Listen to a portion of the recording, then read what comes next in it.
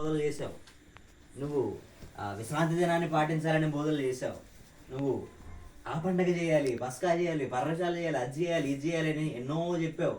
కానీ నీకు ఇంతవరకు తెలియదే, ధర్మశాస్త్రాన్ని బోధించుతున్న నీవు, యూదులకు బోధకుడు అయిన నీకు క్రొత్తగా జన్మించడం అంటే ఏంటో తెలియదే అని మాట్లాడుతూ ఉంటే ఆ వ్యక్తి అంటాడు, ఒకడు క్రొత్తగా జన్మించితేనే తప్ప దేవుని రాజ్యాన్ని చూడలేడని యేసుప్రభువు వారు చెప్తే, అయ్యో క్రొత్తగా జన్మించడం ఏంటి, తిరిగి జన్మించడం ఏంటి, నేను ముసలివాడినే, మళ్ళా తల్లి గర్భంలోకి వెళ్ళి నేను మళ్ళా బయటికి రాగలనా అన్నట్లుగా ఒక శరీర సంబంధమైన వ్యక్తిగా శరీర సంబంధమైన ఆలోచనతో ఆ దృక్పథంతో ఆ నికోదేము ఆలోచిస్తాడు యోహాను సువార్త 3వ అధ్యాయంలో.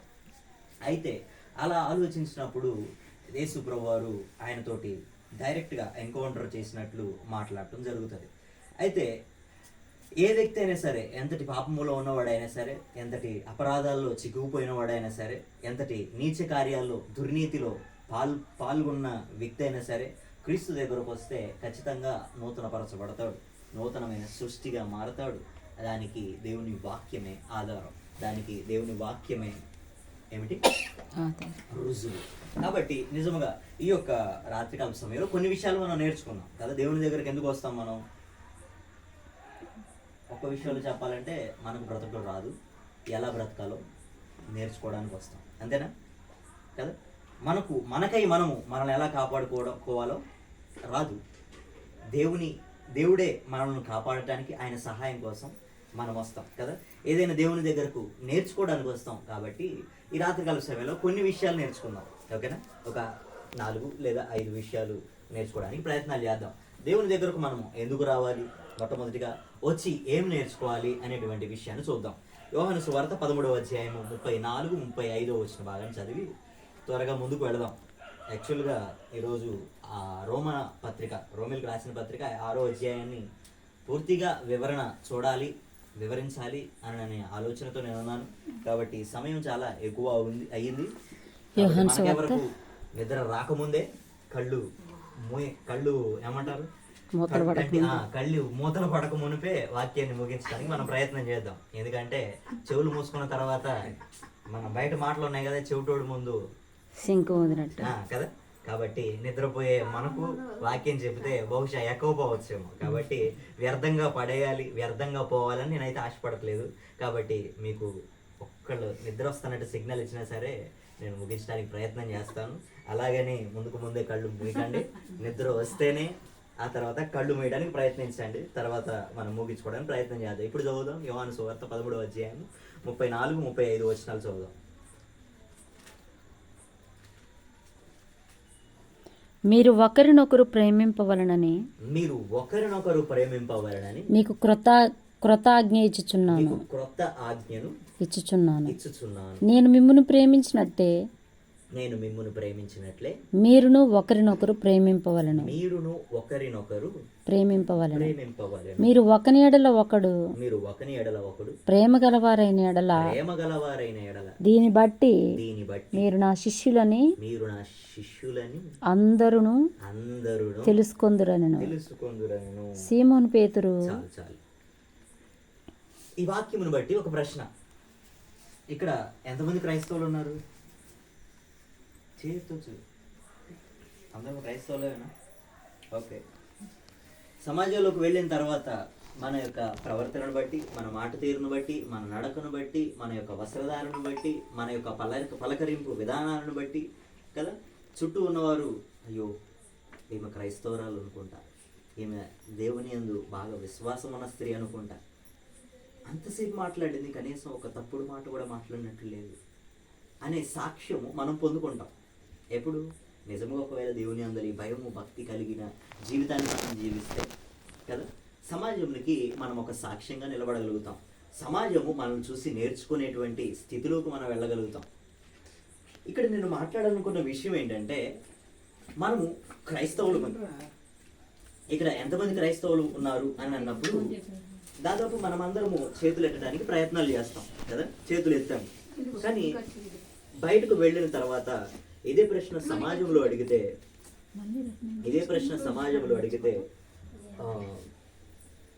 ఇతరులు మన గురించి సాక్ష్యం ఇవ్వగలరా? ఇస్తారా? ఎందుకని?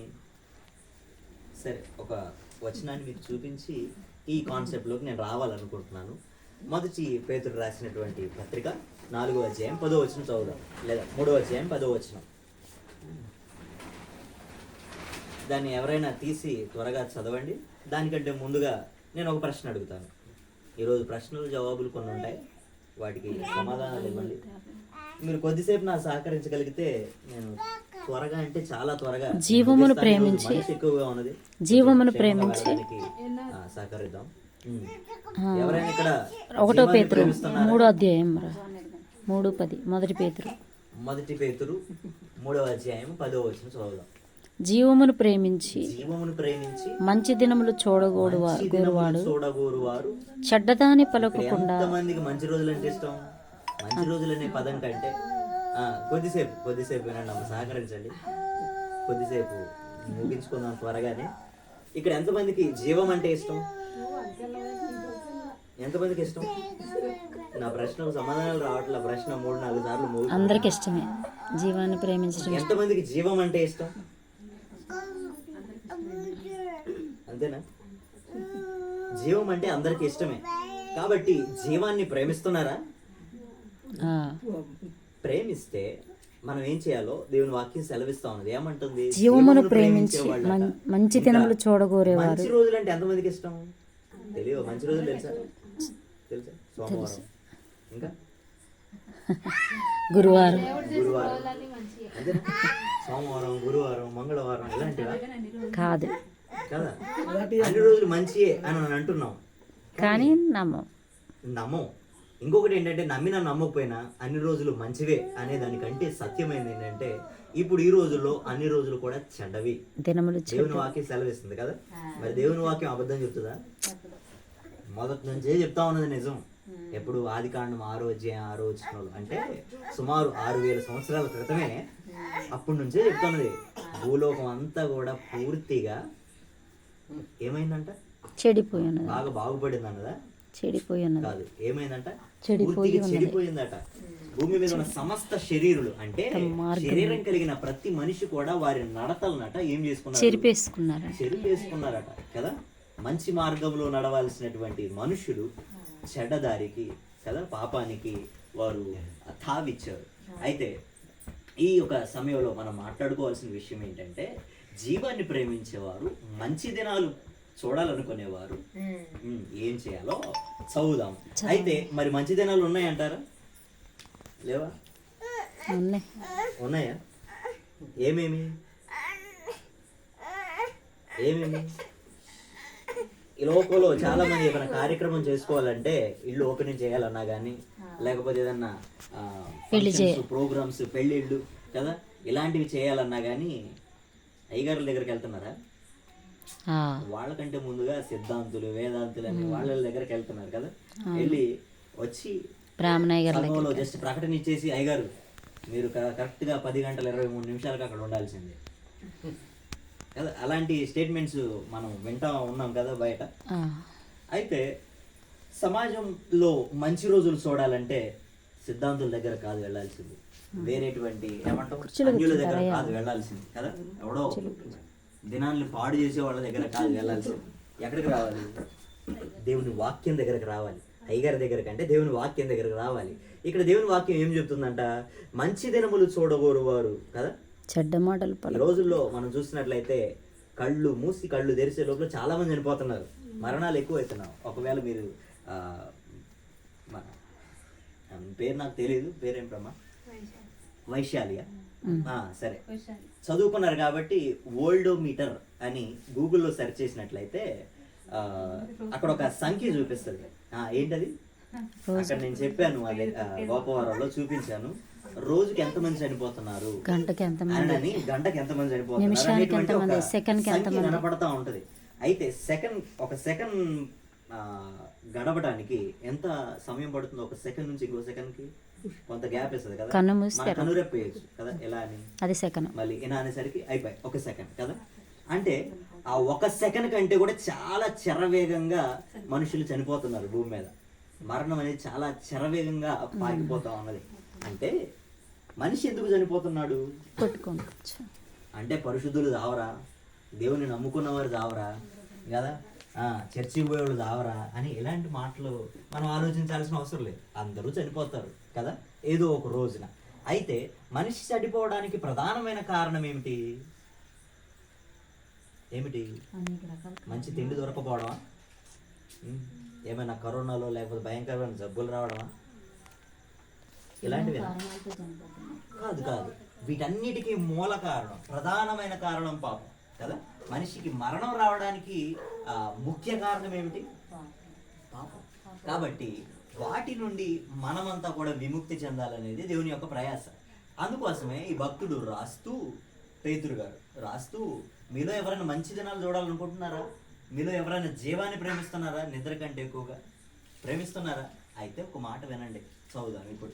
జీవమును ప్రేమించి మంచి దినములు చూడగోరు వారు నిద్ర రాకుండా వారి కన్నులను అనుకుంటారా?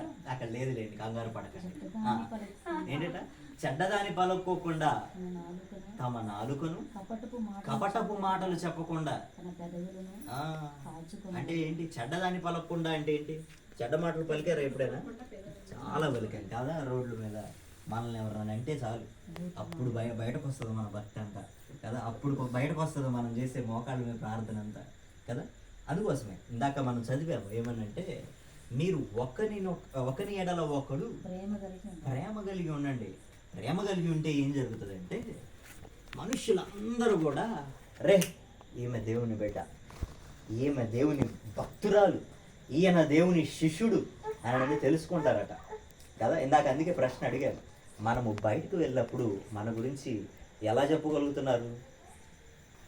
మన గురించి సాక్ష్యం ఇవ్వగలుగుతున్నారా? ఈమె నిజంగా దేవుని అందరి భయం కలిగినటువంటి స్త్రీ అని అక్కడ రాసి ఉంటుంది, యథార్థమైన భక్తి అని. కానీ ఎఫెసీయులకు రాసిన పత్రికలో ఉంటుంది. అయితే ఇప్పుడు చదవండి, చెడ్డదాన్ని పలకకుండా నోటిని నాలుకను ఇంకా కపటపు మాటలు అంటే ఏమిటి?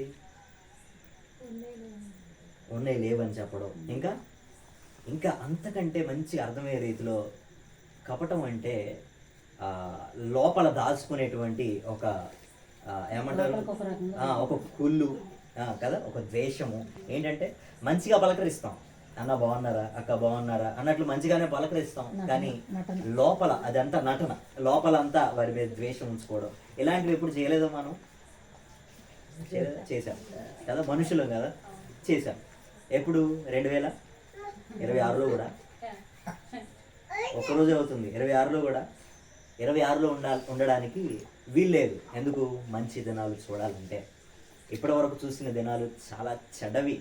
అందుకోసమే దేవుడు చాలాసార్లు హెచ్చరిస్తూ ఉన్నాడు, గతించిన కాలమే చాలు అన్యజనుల ఇష్టం నెరవేర్చటం కదా, పాపిష్టి కార్యాలు చేయడానికి, చెడ్డ తలంపులు కలిగి ఉండడానికి, చెడ్డ సీరియళ్ళు చూడడానికి, చెడ్డ మాటలు పలకడానికి, చెడ్డ చిత్రాలను చూడడానికి కదా, చెడ్డ తలంపులు పెట్టుకోవడానికి గతించిన కాలమే చాలు, ఎప్పటిదాకా చేసింది చాలు, చేసిన కీడంతా చాలు అని చెప్పేసి దేవుని వాక్యం మనల్ని హెచ్చరిస్తూ ఉన్నది.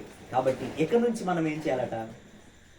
చెడ్డదాన్ని పలక్కోకుండా నాలుకను కాపాడుకోవాలి. ఇంకా కపటపు మాటలు కదా.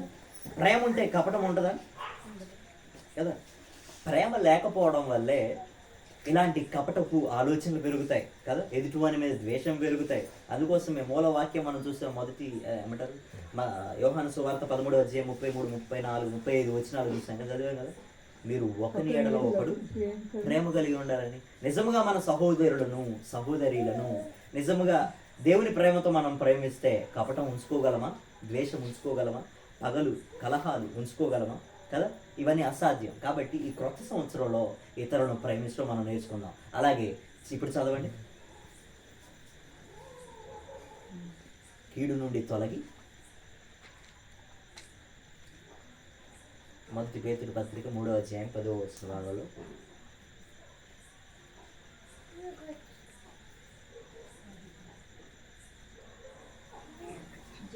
జీవమును ప్రేమించి మంచి దినమును చూడగోరువాడు చెడ్డదాన్ని పలకకుండా తన నాలుకను కపటపు మాటలు చెప్పకుండా తన పెదవులను కాచుకోవాలి. కపటపు మాటలు చెప్పకుండా తమ పెదవులను కాచుకోవాలను. ఇప్పుడు చూద్దాం, అతడు కీడు నుండి తొలగి ఏం చేయాలట? కీడు చేశారా ఇంతకుముందు ఎవరికైనా? మాటలతో దాడులు చేశారా? మాటలతో బైబిల్ సెలవిస్తా ఉన్నది, కత్తిపోటు వంటి మాటలు పలుకువారు ఉన్నారట, ఉంటారట. అటువంటి మనుషులు ఎలాంటి మనుషులు? మాటలతోటే కత్తితో పొడిచినట్లు మాట్లాడతారు. అలాంటి వారు ఉన్నారట, అలాంటి వారు ఉంటారట. అలాంటి వారిలో మనం ఉన్నామేమో. ఇంతకుముందు ఎప్పుడైనా కత్తితో పొడిచినంత దారుణంగా ఇతరులను మనము మాటలతో పొడిచామేమో. దేవుని వాక్యం అదే సెలవిస్తా ఉన్నది. యేసుప్రభువు వారు చేసిన బోధ అదే. ధర్మశాస్త్రంలో పూర్వీకులతో చెప్పబడిన మాట మీరు విన్నారు కదా. ఏమని ఏమని ఏమని చెప్పబడింది? మీ సహోదరిని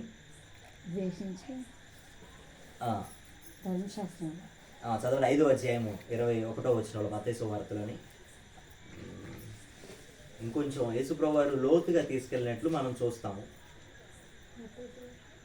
23వ వచనము 5వ అధ్యాయము 22వ వచనం నుండి చదువుదాం, లేదా 21 నుండి చదువుదాం. నరహత్య చేయవద్దు, నరహత్య చేయవాడు విమర్శకులు అనుగుణని పూర్వీకులతో చెప్పబడిన మాట మీరు విన్నారు కదా. కదా, పూర్వీకులతో చెప్పబడ్డది. ఏమని? ధర్మశాస్త్రంలో ఆజ్ఞల్లో చెప్పబడింది. ఏమని? నరహత్య చేయకూడదు. నరహత్య అంటే ఏమిటి?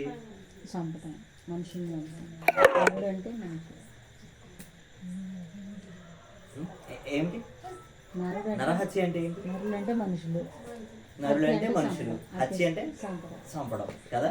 నరహత్య చేయకూడదని మనం విన్నాం కదా. కాబట్టి అసలు నరహత్య అంటే ఏంటో ఇప్పుడు చెప్తాడు దేవుడు. ఇప్పుడు చదవండి, యేసుప్రభువు వారు మాట్లాడుతున్నారు. నరహత్య చేయవద్దు, నరహత్య ఇంకా ముందుకు చదవండి. నేను మీతో చెప్తున్నాను తన సహోదరుని మీద నిర్నిమిత్తముగా కోపపడు ప్రతివాడును. ఈ అబ్బాయి ఆప్తే బాగానే అనిపిస్తుందా లేదా? ఎప్పుడైనా 5వ అధ్యాయం 22, 23, 24 వచనాల్లో ఉంది అక్కడ. తన సహోదరుని మీద కోపపడు ప్రతివాడు. ఎప్పుడైనా అనిపిస్తుందా? సరే, బయట విషయాలు మాట్లాడుకునే బదులు దేవుని వాక్యం మనల్ని గుచ్చినట్లో, లేకపోతే మన హృదయంలో ఉన్న మాట ఏమంటారు ఆ ప్రవర్తనని కొంచెం కదిపినట్లు చేసినప్పుడు కోపం వస్తుందా ఎప్పుడైనా?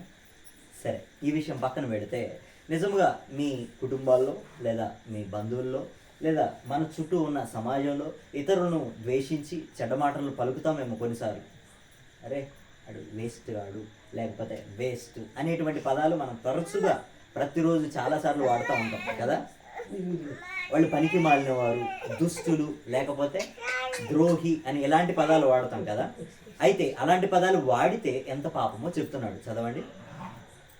కావున బలిపీఠమును సరిగ్గా చదవండి. నేను మీతో చెప్పినది ఏమనగా, తన సహోదరుడి మీద కోపపడు ప్రతివాడు విమర్శకులు అనుగును. తన సహోదరుడు చూచి వ్యర్థుడా. వ్యర్థుడా అంటే ఏంటి? ఇంగ్లీష్లో వేస్ట్ అన్నట్లు కదా, వేస్ట్ ఫెలో అంట కదా. అలాంటి మాటలు ఎప్పుడు వాడలేదా? ఏపో పనికి మాలిన, ఏపో పనికి మాలినోడా అని ఇలాంటివి వాడుతూనే ఉన్నాం కదా. అలాంటి మాటలు అంటే చంపేసినట్లేనట, వాళ్ళని ఆల్రెడీ నరహత్య చేసినట్టేనట. మరి నరహత్య చేసిన వాళ్ళకి దేవుని రాజ్యం ఉంటుందా? కదా. ఇంతకుముందు ఎంతమందిని చంపావు మనం కదా. భూమి మీద చనిపోయే వారిలో సగానికి సగం కదా, ఒక్కొక్కరు చాలా మందిని చంపాం. కాబట్టి జీవ మరణములు నాలుక వశంలో ఉన్నాయని దేవుని వాక్యం సెలవిస్తుంది. కాబట్టి నోరు మంచి అయితే ఊర్లు కూడా మంచి అవుతాయట కదా. కాబట్టి మనం మన నోటి నాలుకను కాపాడుకున్నట్లయితే ఇతరులను బ్రతికించగలుగుతాం. ఒకవేళ హద్దు లేకుండా ఇష్టం వచ్చినట్లు మాట్లాడగలిగితే అదే యాకోబు పత్రిక 3వ అధ్యాయంలో చెప్పింది. నాలుక అగ్నియే. అగ్నియే అంటే ఏంటి కదా, కాల్చి వేస్తుంది కదా. ఆ మంట మళ్ళీ ఆగిపోతుందా? ఎంత దూరమైనా ఆగిపోద్ది. ఒక్కరిని కాదు, ఒక్క వస్తువును కాదు, అది కాలుతూ కాలుతూ ఇంకా ఎందరినైనా తగలబెట్టగలుగుతుంది. నాలుక అంత పవర్ ఉందన్నమాట నాలుకకి. కాబట్టి దాన్ని మనం జాగ్రత్తగా కాపాడుకుంటే ఎలా? కపటపు మాటలు, చెడ్డ మాటలు, కీడు చేసేటువంటి మాటలు మనం మానుకోగలిగితే ఇతరులకు జీవాన్ని ఇవ్వగలం. ఇప్పుడు చదవండి ఆ మాట. కీడు నుండి తొలగి మేలు చేయుట అంటే ఏంటి? నోటి మాటల ద్వారా ఇతరులకు మేలు చేయడం. కాబట్టి నిజముగా మేలు ఎవరికైనా చేశారా? ఎవరికైనా మీరు మేలు చేశారా? చేశారా? ఏం చేశారా?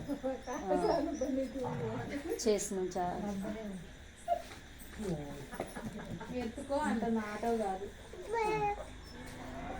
ఎత్తుకొని ఉంచారు బస్ గుడమ్మ మేలు చేయమ్మా కుర్చీలో కొంచెం. కూర్చోరు కొంచెం కూర్చో అరే సరే, ఎవరికైనా మేలు చేశారా? మేలు అంటే ఏంటి అసలు? మంచి పని అంటే కొంచెం మంచి నూనె పోయటమా? తక్కువ లేదంటే తక్కువ ఉందంటే అక్క కొంచెం పెరుగు తోడే అక్క పని అంటే కొంచెం పోయడమా? సహాయం అంటే ఎవరికైనా చేశారా ఎప్పుడైనా? అడుక్కునే వారికి వస్తే కొంచెం బియ్యం వేయటం, అవి మాత్రమేనా? ఇలాంటివి మాత్రమేనా? ఒక్కొక్కటి చిన్న చిన్నవి. మేలు అనేది చాలా పెద్ద పదం కదా. మనిషిని చావు బ్రతుకుల్లో బ్రతికించినా కూడా అబ్బా నాకు మేలు చేశాడు అనేటువంటి గొప్ప పదం అది. అంటే అలాంటివి ఏమైనా చేశారా? అలాంటివి చేయాలంటే ఎదుటోడికి యాక్సిడెంట్ అవ్వాల్సిన పని లేదు, వాడిని ప్రాణం నుండి కాపాడటానికి కదా. ఎక్కడో వాడు అగ్నిలో కాలిపోవాల్సిన పని లేదు వాడిని బ్రతికించడానికి. ఏంటి, ఆల్రెడీ కాలిపోతూనే ఉన్నారు, ఆల్రెడీ యాక్సిడెంట్స్ అనేటువంటివి జరుగుతూనే ఉన్నాయి. ఎలాంటివి? రెండు బండ్లు గుద్దుకోవడం అలాంటివి కాదు కదా. జీవితాల్లో ఎన్నో యాక్సిడెంట్స్ సడన్గా జరుగుతూనే ఉన్నాయి. యాక్సిడెంట్ అంటే గాయాలు పాలవడం కాదు దాని మీనింగ్, అంటే అనుకోకుండా జరగడం, ఒక సడన్ ఇన్సిడెంట్ అని అనే దానికి అర్థం అది. అలాంటివి జరగట్లేదా? అనుకోకుండా ఎన్ని పాపాలు జరిగిపోతున్నాయి, ఎన్ని భయంకరమైన పరిస్థితులు జరుగుతున్నాయి. వారికి మనం నాలుక ద్వారా మేలు చేయగలం, వారికి సువార్తను అందించడం ద్వారా వారికి రకరకాల మేలు చేయగలం. వారిని కొందరిని అగ్నిలో నుండి లాగినట్లు వారిని లాగుడని దేవుని వాక్యం సెలవిస్తుంది. నీ చుట్టూ ఉన్న సమాజం బాగుపడుతుందా చెడిపోతుందా అనేది నీకు తెలుసు, నీ కళ్ళకు తెలుసు, నా కళ్ళకు నా మనస్సులకు ఆలోచనలకు తెలుసు. కాబట్టి నిజముగా మన సమాజం పట్ల ఒక ఆలోచన, బాగు చేయాలనేటువంటి ఒక ఆలోచన. త్రాగుబోతులు చాలా మంది ఉన్నారు, త్రాగి జీవితాలు నాగం చేసుకునే వాళ్ళందరూ ఉన్నారు. యవనస్తులు చాలా మంది జీవితాలు నాగం చేసుకునే వాళ్ళందరూ ఉన్నారు. ఇంకా వృద్ధులు కదా, వృద్ధ వయసులో కూడా కదా చెడ ఆలోచనలు, లేకపోతే త్రాగుడు, లేకపోతే ఇలాంటివి పెట్టుకొని కదా జీవితాలు ఆదా చేసుకునే వాళ్ళు చాలా మంది ఉన్నారు. కాబట్టి వారి పట్ల మనం ఒక ఆలోచన కలిగి ఉంటే చాలా మంచిది. కాబట్టి మేలు చేస్తూ మనం ఏం చేయాలంటే ఇంకా కీడు నుండి తొలగి మేలు చేయొచ్చు. చదవండి, చదువురా. మీరు తెరవట్లేదా బైబిల్? నువ్వే తెరవట్లేదు బాబు, మేమేం తెలిసేమంటారా? నేను మీ ఏకాగ్రత కోసం నేను ఇలా ముయ్యాల్సి వస్తుంది. ఇక్కడ ఈ విధంగా రాయబడి ఉంది, అతడు కీడు నుండి తొలగి మేలును చేయవలను, సమాధానమును వెదకి వెంటాడవలను. సరే ముగిస్తాను ఇక. సరిగ్గా 9:29 అయింది, 1 నిమిషంలో ముగిస్తాను. ఇక్కడ ఏమని రాసిందంటే సమాధానమును వెదకి వెంటాడాలట. ఉందా మీతో సమాధానం? సమాధానం అంటే ఒక వ్యక్తి పేరు కాదు, ఏంటది? ఒక నెమ్మది. నెమ్మది అనే దానికంటే శత్రుత్వం లేకపోవడం కదా, శత్రుత్వం లేకపోవడం, విరోధం లేకపోవడం, అలాంటివి ఉన్నాయా? శత్రువులు ఉన్నారా మీకు ఈ సంవత్సరంలో? సరే వదిలిపెట్టండి కొంచెం, 1 నిమిషం అన్నాను, ఒక 10 సెకండ్లు 20 సెకండ్లు ఎగిరిపోయింది, ఇక ముగిస్తాను. ఎవరికైనా విరోధాలు ఉన్నాయా? ఎవరైనా శత్రువులు ఉన్నారా మీకు? చాలా మనుషులకు దాదాపు చాలా మంది కూడా కొన్ని శత్రు భేదాలు ఉంటాయి. కాబట్టి ఏమిటంటే దేవుని వాక్యం మనలను శుద్ధి చేస్తూ చెప్పేది ఏమిటంటే ఎటువంటి శత్రువుల మీద ఆలోచనలు ఏమైనా ఉన్నా, పగలున్నా సరే అటువంటి వాటిని తీసివేసుకోవాలి. సమాధానాన్ని వెదకి వెంటాడాలట. అంటే ఏంటి? నీ శత్రువు ఎక్కడున్నాడో కనుక్కొని ఆడి దగ్గరికి వెళ్ళి అన్నా అక్క తమ్ముడు నన్ను క్షమించు అని చెప్పేసి సమాధానాన్ని కలిగి ఉండాలి. కాబట్టి అదే సమాధానాన్ని వెదకి వెంటాడాలట. తర్వాత ఏం రాసిందంటే నీతిమంతుల ప్రార్థనల మీద యెహోవా కన్నుదృష్టి ఉంటది అన్నట్లుగా ఆ విధంగా రాయబడి ఉన్నది. యెహోవా కన్నులు నీతిమంతుల మీదను, ఆయన చెవులు ఆయన వారి ప్రార్థనల వైపున ఉన్నవి గాని ప్రభువు ముఖము కీడు చేయు వారికి ఏంటట? దూరంగా ఉండదట. కాబట్టి ఈ సంవత్సరంలో మిమ్మల్ని ఇబ్బంది పెట్టకోకుండా చెప్పేది ఏంటంటే కీడు చేసే మనసు ఏమన్నా ఉంటే ఎవరికైనా అలాంటివి తొలగించుకుంటే మనము నిజంగా మంచి దినాలు చూస్తాం, మన కుటుంబాలు బాగుంటాయి, మన పిల్లలు క్షేమంగా ఉంటారు కదా. కాబట్టి it's big formula for all of us. మనకి ఇది చాలా పెద్ద సూత్రము. ఏమిటి? మంచి దినాలు చూడడానికి కదా, మంచి కార్యాలు చేయడం, సత్కార్యములు చేయడం. చివరిగా ఒకటే మాట, హెబ్రీయులకు రాసిన పత్రికలో 10వ అధ్యాయం 25వ వచనంలో ఈ విధంగా రాసి ఉంటుంది. కొందరు మానుకొనుచున్నట్లు సమాజము కూడుకొనుట మానక ఆ దినము సమీపించిన కొలది మీరు ఆ విధంగా మరి ఎక్కువగా అలాగున చేయొచ్చు. ఎలాగున? సంఘముగా కూడుకొనుట కదా, సమాజము కూడుకొనుట. అలాగ చేస్తూ ఏం చేయాలట? ఒకని ఎడల ఒకని కొరకు ఒకడు పురి కొలుపుకోవాలట. దేనికి? సత్కార్యములు చేయడానికి, మంచి కార్యములు చేయడానికి కదా. ఈ సంవత్సరంలో, పోయిన సంవత్సరం మనము ఒక మంచి కార్యాన్ని చేసాము. ఏంటది? వృద్ధులకు సహాయకారి, సెమీ క్రిస్మస్ చేసామా? వృద్ధుల సహాయకారి సెమీ క్రిస్మస్ చేసాము అనుకోండి. సెమీ క్రిస్మస్, ఆఫ్టర్ క్రిస్మస్ ఇలాంటివన్నీ ఏమి ఉండవు. క్రిస్మస్ అనే పదానికి పోయినసారి అర్థం చెప్పాను, క్రీస్తుని ఆరాధించడం. అది ప్రతి రోజున మనం సమావేశంగా సంఘము కూడుకున్నప్పుడు, అలాగే ఇంటి దగ్గర ఉన్నప్పుడు కూడా చేసేది. కాబట్టి ఏమిటి అంటే, ముఖ్యముగా మనం ఏం చేసాం? వృద్ధులకు కొంత సహాయం అందించాం కదా. అలాంటిది మరి ఈ సంవత్సరంలో కూడా చేద్దామా? మేలే రాదు. మేలు చేస్తే ఏం చూస్తామట మనం? మంచి దినాలు చూస్తాం కదా. మంచి ఏమంటాం, మనము అనుకున్నవి జరుగుతాయి. మనము అనుకున్న ఆలోచనలు దేవుడు సఫలపరుస్తాడు, మన ప్రార్థనలు ఆలకిస్తాడు. కాబట్టి నిజముగా అటువంటి సత్కార్యాలు చేయడానికి మనం ఒకరినొకరు కూడా ఏం చేయాలి? పురుపుకొలుకోవడం అంటే ఏంటి? అమ్మా రమాదేవి గారు ఏంటి ఈ సంవత్సరం డల్లుగా ఉన్నారేంటి? అయ్యగారు వాళ్ళు ఏంటి చేస్తారా మరి వృద్ధులకు సహాయ కార్యక్రమం? లేకపోతే ఆల్రెడీ చేశారుగా అని చెప్పేసి సైలెంట్గా ఉంటున్నారా? ఎప్పుడో ఒకసారి 4 సంవత్సరాల క్రితం, 5-6 సంవత్సరాల క్రితం ఇక్కడ జరిగింది. కమలక్క గారి ఇంట్లో, ఆ స్థలంలో చాలా బాగా జరిగింది. పోయిన సంవత్సరం జరిగింది, ఎప్పుడో ఒకసారి జరిగింది, చాలా బాగా జరిగింది. కాబట్టి మళ్ళీ చేయాలి దాన్ని. మనం ఇతరులకు సువార్త చేయడానికి ఇది ఒక గొప్పగా అవకాశం. దేవుని వాక్యం హెచ్చరిస్తూ ఉంది మనల్ని. మరి చేద్దామమ్మా అని చెప్పేసి ఒకరినొకరు మనం ఏం చేయాలా? కొలుపుకోవాలి. మొట్టమొదటిగా మనం ఏం చదివాము? ఒకరినొకరు ప్రేమ కలిగి ఉండాలి. ఆ ప్రేమ కలిగి ఉంటే మనం ఏం చేస్తాము? మంచి కార్యాలు చేస్తాం. ఆ మంచి కార్యాలు చేయడానికి మనం ఏం చేయాలి? ఒకరినొకరు పురి కొలుపుకోవాలి కదా. ఒకరినొకరు ఎంకరేజ్ చేసుకోవాలని అర్థం. కాబట్టి ఇటువంటి వాటికి కొంచెం సహకరించండి. ఒకరినొకరు కదా సలహాలు తీసుకుంటూ ఈ యొక్క కార్యక్రమాలను, సహాయ కార్యక్రమాలను మనము విజయవంతం చేయాలి. ఎందుకంటే దేవుని వాక్యమే సెలవిస్తూ ఉన్నది, మనము కొండ ఎక్కాలట. ఏ కొండ? గుణదల కొండ కాదు, కరుణగిరి కొండ కాదు, ఇంకేవో కొండలు కాదు, కానీ మనము వెలుగుగా దేవుని చేత పిలువబడ్డాం. మత్తయి సువార్త 5వ అధ్యాయం 14, 15, 16 వచనాల్లో మీరు లోకమునకు వెలుగై ఉన్నారు. రమాదేవి గారు ఏమై ఉన్నారు?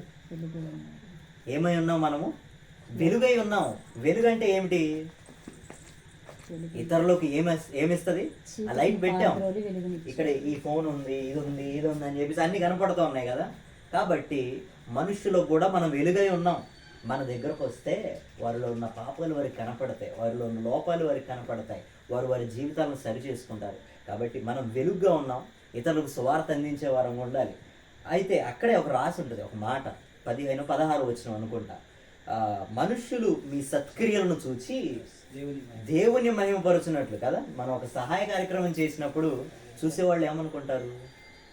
వీళ్ళకి డబ్బులు ఎక్కువైనాయి అనుకుంటా, వాళ్ళకి ఏవేవో ఇస్తున్నారు అనుకుంటారా? అలా ఆలోచించరు కదా.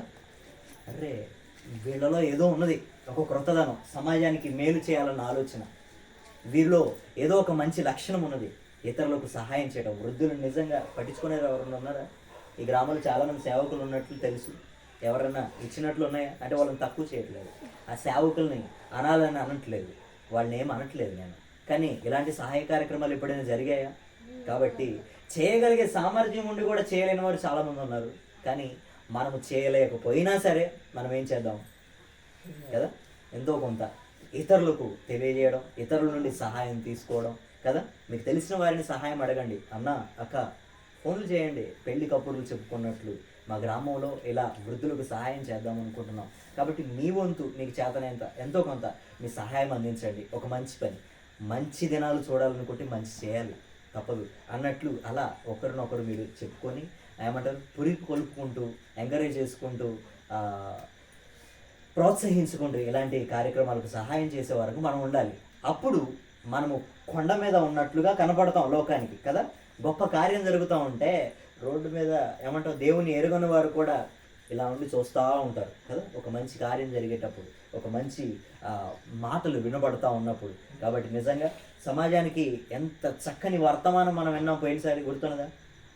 తల్లిని ఎలా ప్రేమించాలి, తల్లిదండ్రులకు ఎలా గౌరవం ఇవ్వాలి, పిల్లలకు కదా గొప్ప పాఠాలు, తల్లిదండ్రులను వారిని ఎలా చూసుకోవాలి అనేటువంటి గొప్ప పాఠాలు విన్నాం. అలాగే వృద్ధులు కూడా ఏ విధముగా నడుచుకోవాలి అనేటువంటి గొప్ప పాఠాలు మనం చూసాం, తండ్రి ప్రేమ తల్లి ప్రేమల గురించి.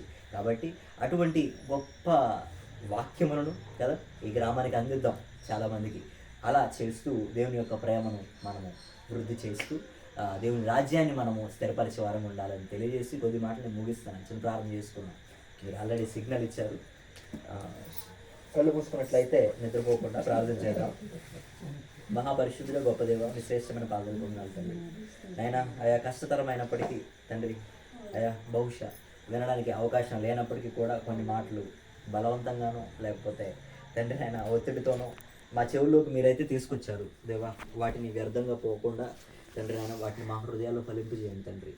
అయా నిజముగా మా ఈ క్రొత్త సంవత్సరంలో తండ్రి నాయన ఆయా మేము నూతనమైన జీవితాన్ని జీవించడానికి సహాయం అనుగ్రహించండి. నిజమే పాత జీవితంలో ఎన్నో తండ్రి నాయన ఆయా భయంకరమైన పనులు మేము చేస్తున్నాం తండ్రి. భయంకరమైన తండ్రి నాయన కార్యకలాపాల్లో మేము మునిగి ఉన్నాం తండ్రి.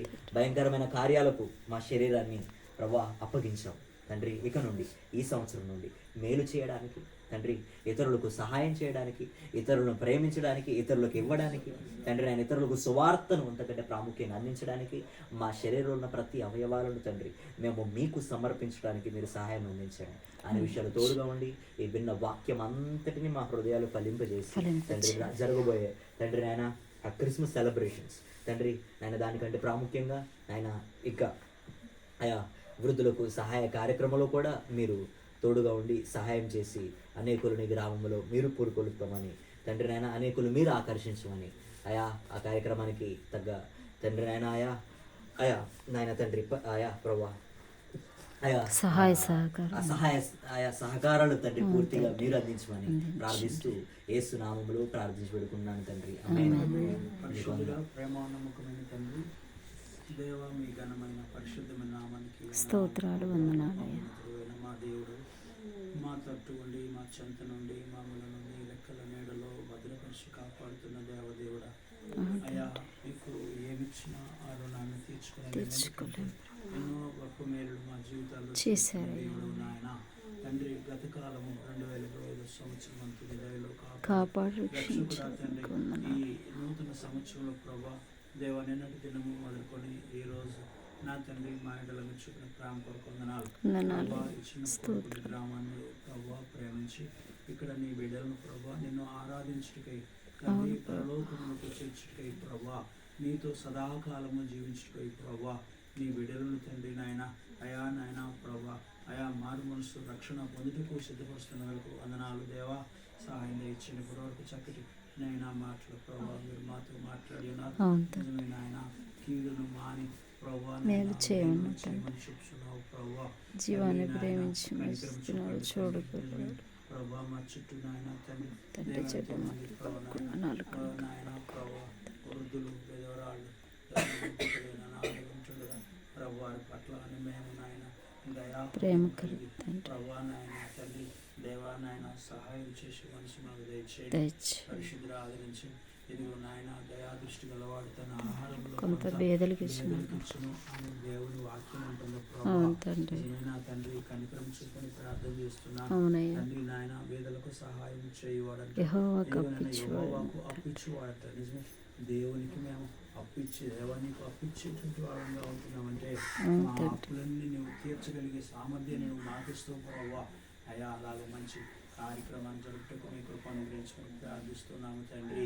దేవా దయించండి తండ్రి నాయన. ఈ ప్రవాస సంక్రాంతి హాలిడేస్లో ప్రభావ దేవా కార్యక్రమానికి మేమందరం సిద్ధపడే మనసు దయచేయమని మీరు సిద్ధపరచమని తండ్రి.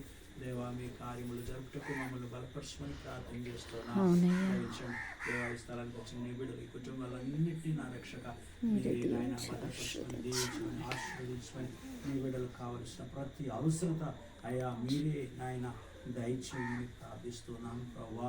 కనికరించండి. అన్ని విషయాల్లో మీరు మాకు తోడుండమని, ఏ కుటుంబాలని బిడ్డలందరినీ మీరు దీవించి ఆశీర్వదించమని, నాయన చంద్రం గారికి మంచి ఆరోగ్యాన్ని అనుగ్రహించండి ప్రభా, స్వస్థత దయచేయండి ప్రభా, బలపరచండి. చేయిలో కాళ్ళు మీ పరిశుద్ధ రక్తాన్ని పొయ్యండి అయ్యా.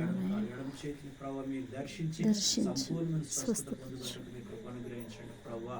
ఆదరించండి అయ్యా, ఆయా బిడ్డలను కనికరించండి దేవా. ఆదరించండి నాయన నాగరాజు గారిని, నాయన నాగరాజు గారిని సహోదరిని ఇచ్చిన బిడ్డలను ప్రభా గోపిని తన భార్య చిన్న బిడ్డను దీవించి ఆశీర్వదించండి దేవా. కనికరించి నాగరాజు గారిని సహోదరి సులభమైన ఇచ్చిన బిడ్డను దీవించండి ప్రభు. ఆశీర్వదించండి తన చదువులు భక్తులు వర్ధలించమని ప్రార్థిస్తుంది దేవల ప్రభా. ఆదరించండి నా చంద్ర గారి కుటుంబాన్ని కూడా కనికరించి బలపరచండి ప్రభు. నాయన చిన్న బిడ్డలు చదువుల్లో తోడుగా ప్రభు ఆదరించండి.